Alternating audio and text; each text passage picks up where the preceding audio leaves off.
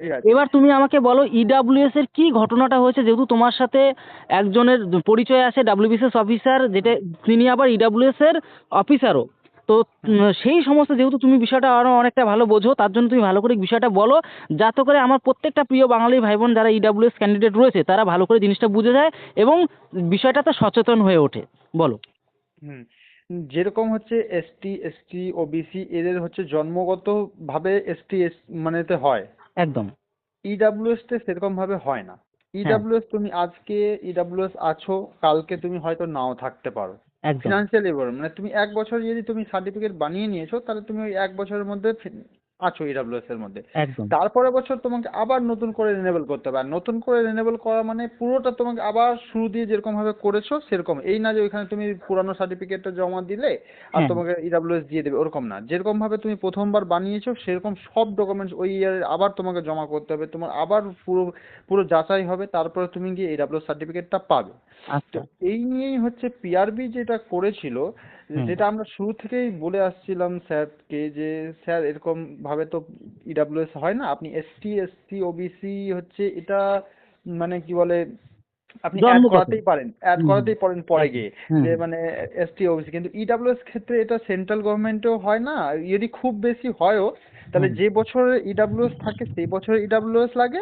আর হ্যাঁ। ওনারা যে যদি বোর্ড চায় তাহলে ওই যেই বছর মানে ভাবো জয়েনিং হচ্ছে সেই বছরের জয়েনিংটার ইডাব্লিউএসটা দেখতে পারে, ওনারা এটা করতে পারে। হ্যাঁ। ঠিক আছে।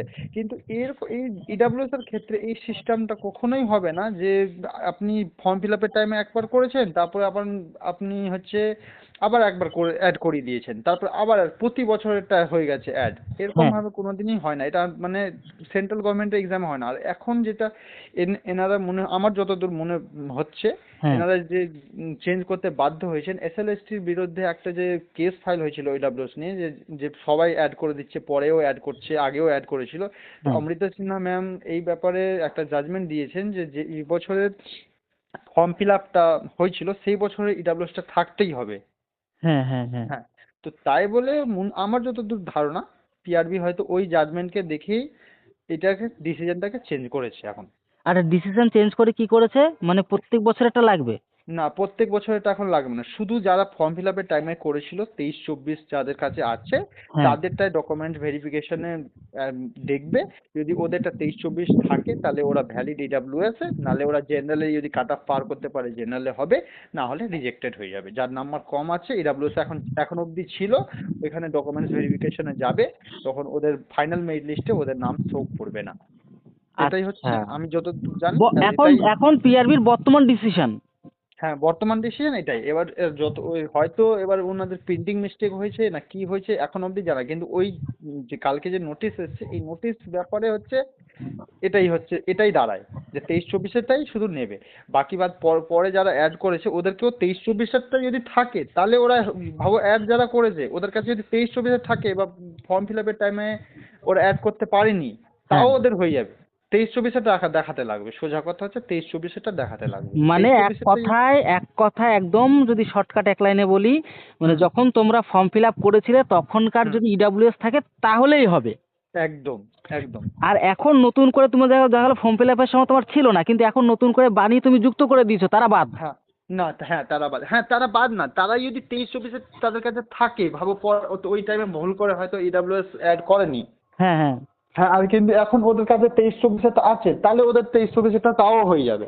এই না যে আচ্ছা। আচ্ছা। আচ্ছা। আচ্ছা। পরে অ্যাড করিয়েছি বলে আমার হবে না, এরকম না। কিন্তু ওদের কাছে 23-24-এটা হতেই হবে, 23-24-এটা না হলে। মানে ওটা তুমি যদি হারিয়ে ফেলো তাহলে তুমি তুমি আবার বাদ।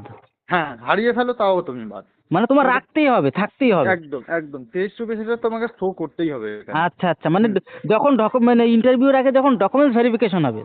হুম হুম। ইন্টারভিউতেই যখন যাবে ওর আগে, হ্যাঁ। ইন্টারভিউর হ্যাঁ। আগে যাওয়ার আগে ডকুমেন্টস তোমার ভেরিফিকেশন হবে, তারপরেই তুমি ইন্টারভিউ রুমে যেতে পারবে। আর আচ্ছা। আচ্ছা। আচ্ছা। যারা 23-24 এটা দেখাতে পারবে না তাদের হয়তো ওইখান থেকেই রিজেক্ট, এটা ব্যাপারে আমার জানা নেই, বাট হুম। হয়তো ওইখানেই রিজেক্ট করবে, না হলে হচ্ছে ফাইনাল মেরিট লিস্টে ওদের মানে বাদ দিয়ে দেবে। আচ্ছা, তার মানে এইখানে একটা কি, এই জিনিসটা খুব গুরুত্বপূর্ণ, যে ধরো তুমি এই যে ধরো 23-24-এ তোমার যখন ফর্ম ফিল আপ করেছে তখন তোমার ইডাব্লিউএস ছিল না মনে করো, ঠিক আছে? হুম হুম তুমি এই যে কদিন আগের যে একটা নোটিফিকেশন বেরিয়েছিল যে তুমি এখনো পর্যন্ত তুমি ইডাব্লিউএস যদি থাকো তাহলে তুমি অ্যাড করে দিতে পারবে, দৌড়ানোর চান্স পেয়ে যাবে। এই হুম, ঘটনাটা তো ঘটেছিল কিনা আমাকে বলো। একদম একদম একদম এটা এই হচ্ছে জিনিসটা তুমি আমাকে খুলে বলো, কারণ এই জিনিসগুলো ছোট ছোট আলোচনা যদি না করি তাহলে সবাই বুঝবে না বিষয়টা। হ্যাঁ, এটা করেছিল ওনারা, যেহেতু আমরা এই নিয়ে ডেপুটেশনও গিয়েছিলাম, ডেপুটেশনও স্যারকে বলেছিলাম যে স্যার এটা তো ইডাব্লিউএস এর রুলস এর বাইরে আছে। তো স্যার বললেন আমাদের কাছে ওয়েলফেয়ার ডিপার্টমেন্টের কিছু আছে। আর একজন গেছিল, হুম। তো ওনাকেও সেম কথা বলা হয়েছিল যে আমাদের কাছে ওয়েলফেয়ার ডিপার্টমেন্টের কিছু আছে যেটার জন্য আমরা চেঞ্জ করছি এখন। ঠিক আছে, আমাদেরকে এটাই বলেছিলেন ওনারা। ও আচ্ছা, হ্যাঁ তো তো মানে এক কথায় আমরা এটুকু বুঝতে পারছি পিআরবি যে ডিসিশনগুলো আসছে বা নোটিশগুলো হুম, আসছে এক এক সময় এক এক রকম আসছে, হ্যাঁ, ঠিক আছে? এবার আমি আপনাকে বলছি এই নোটিশটা ওনারা করতে এখন এই জন্য বাধ্য হয়েছে, কেন কি এসএলএসটির যে এখন ইডাব্লিউএস নিয়ে কেস চলছিল, ওইখানে আচ্ছা অমৃতা সিনহা যে জাজমেন্টটা হয়েছে, ওই জাজমেন্টের জন্য ওনারা এই করতে বাধ্য হয়েছেন। নালে আচ্ছা ওনারা সবারটাই নিতেন, মানে আচ্ছা। নিয়েছিলেন, তাহলে সবারটাই হতো। কিন্তু ওই যে ও এসএলএসটি যে একটা সরকার তো চার রকম আইন করতে পারে না। হ্যাঁ, হ্যাঁ, তো বুঝতে তাই পেরেছি। বলে ওই জন্যই এই রুলসটা, আমার যতদূর মনে হচ্ছে ওই রুলসটা ওই জন্যই এনেছে, নালে কিন্তু পরে হয়তো এটা নিয়ে প্রবলেম হতো, কেস হতো। আচ্ছা আচ্ছা, হুম, মানে একদম ক্লিয়ার বিষয়টা। তোমার কি ইডাব্লিউএস ছিল 23-24-এ? হ্যাঁ হ্যাঁ হ্যাঁ, আমাদের 23-24 তাহলে তোমার আমাদের। কোনো অসুবিধা নেই, তাই তো? আমার কাছে 23-24টাও আছে, নতুনটাও আছে, সবই আছে, কিন্তু আচ্ছা, 23-24টা লাগবেই। লাগবে।